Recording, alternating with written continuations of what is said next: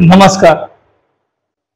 आज आपण भारत पाकिस्तान मध्ये जो तणाव चालू आहे त्या तणावाच्या संदर्भात आपण बोलणार आहोत।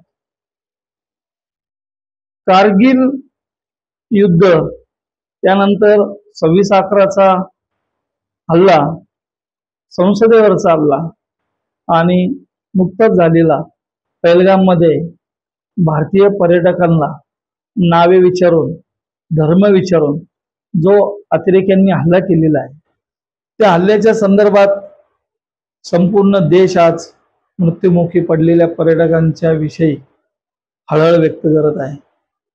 पाकिस्तानला धडा शिकविण्याची हीच नामी संधी असल्याचे प्रत्येक जण बोलत आहे। या घटनेकडे पाकिस्तानला संपविण्याची संधी या रूपाने जर कधी पाहिलं गेलं तर भारतीय सैन्याच्या प्रत्येक अधिकाऱ्यांना, प्रत्येक सैनिकाला त्यांच्या अंगातलं रक्त उसळत आहे। तर केव्हा एकदा या पाकिस्तान रूपी सापाला ठेचता येईल यासाठी आज ते वाट पाहत होते। आणि भारत सरकारमध्ये आता पंतप्रधानपदी विराजमान असणारे माननीय पंतप्रधान नरेंद्रभाई मोदी यांनी अतिशय विचारपूर्वक आणि संयमाने योग्य निर्णय घेऊन पाकिस्तानला त्याचे प्रत्युत्तर दिलेले आहे।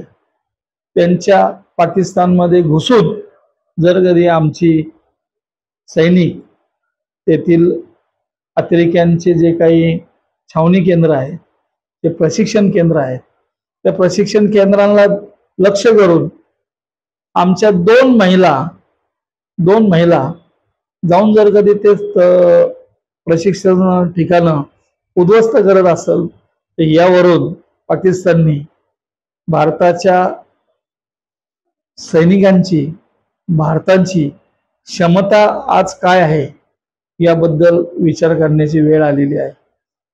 मी या माझ्या व्हिडिओच्या माध्यमातून आपणापुढे काही गोष्टी आणू शकतो, आणायची माझी इच्छा आहे। ती का तर आज संपूर्ण जग हे भारताकडे विश्वगुरु या रूपाने पाहत आहे। या देशाने आजपर्यंत संपूर्ण जगाला लोकशाही, सक्षम लोकशाही, संविधान यांची अंमलबजावणी कशी केली जाते आणि त्याचा परिपाक म्हणजे आज 75 वर्षानंतर भारतामध्ये जी प्रगती, जो विकास दिसतोय तोच हा त्याचा परिपाक आहे।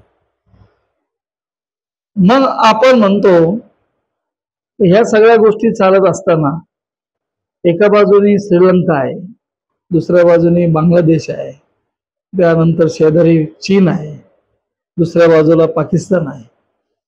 हे देश भारताकडे मैत्रीपूर्ण भावनेने का बघत नाही? भारत स्वतःहून कोणालाही दिवसायला जात नाही। हे असं असताना जर कधी भारत त्याची जर कधी प्रगती करत आहे तर हे देश का त्रास देत आहेत? यांना असं वाटतंय भारतीय हे अतिशय बुद्ध विचाराने चालणारे आहेत, शांतता प्रिय आहेत, अन्याय सहन करणारे आहेत, हा त्यांचा गोड गैरसमज आहे। जसे या भारत भूमीमध्ये गौतम बुद्ध जन्माला आले, स्वामी परमहंस जन्माला आले, स्वामी विवेकानंद जन्माला आले, त्याच भूमीमध्ये महाराणा प्रताप, छत्रपती शिवाजी महाराज, छत्रपती संभाजी महाराज, तसेच लोकमान्य टिळक, विनायक सावरकर, तसेच सुभाषचंद्र बोस यासारखे लढवय्ये शूर सेनानी देखील जन्माला आलेले आहेत। तरी पाकिस्तानने त्याचा नक्की विचार करावा। आता देश तुमचं सहन करणार नाही। मोदींच्या रूपाने जे नेतृत्व या देशाला मिळालेलं आहे ते अतिशय कणखर नेतृत्व आहे आणि त्यांनी ते 2 वेळेला दाखवून दिलेलं आहे। एकदा घुसून मारलेलं आहे पुन्हा एकदा तुम्हाला जर कधी त्याची प्रचिती हवी असेल तर आता पहलगामच्या हल्ल्यानंतर जे काही सडेतोड उत्तर दिलेलं आहे यातून पाकिस्तानने योग्य तो धडा घ्यावा आणि इथून पुढे आगळीक करताना 10 वेळा विचार करावा.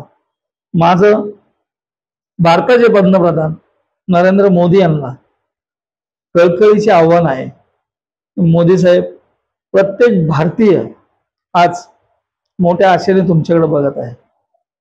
आज एक कणखर नेतृत्व, विश्वगुरु होण्यासाठी योग्य असणारं नेतृत्व आज तुमच्यामध्ये आम्हाला दिसत आहे.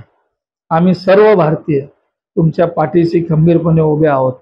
आपण घ्याल तो निर्णय आम्हाला शिरसावंदी असेल, परंतु आज हा जो कपटी पाकिस्तान जो आहे याला जगाच्या नकाशावरून संपवून टाका.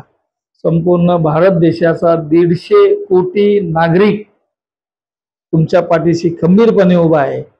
तरी ही आलेली संधी दवडू नका.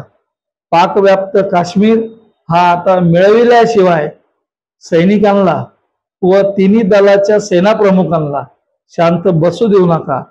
काय होईल तो खर्च होऊ द्या. संपूर्ण भारतीय आज तुमच्या पाठीशी आहे. आलेली संधी तुम्ही दवडू नका, ही तुम्हाला कळकळीची विनंती आहे.